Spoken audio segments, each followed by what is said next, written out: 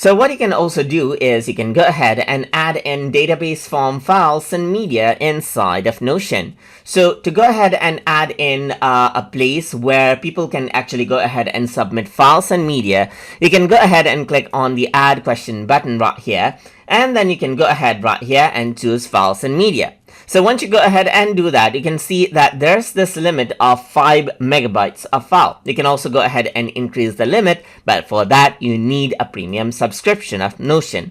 So once you go ahead and do this, what happens is that people will be able to upload files and media up to 5 megabytes in this form section. So if I were to go around onto the preview section right here, then you can see the files and media section right here, where you can go ahead and click on upload right here.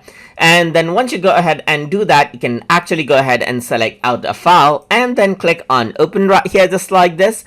And then this is what you have, as you can see. And then what you can simply do is submit, and the file will be submitted right there and will be attached with the form, as you can see, just like this. So that is how you can go ahead and add in a database form, files and media inside of Notion. So hope you guys learned something as always. And as always, please like, comment, share, and subscribe.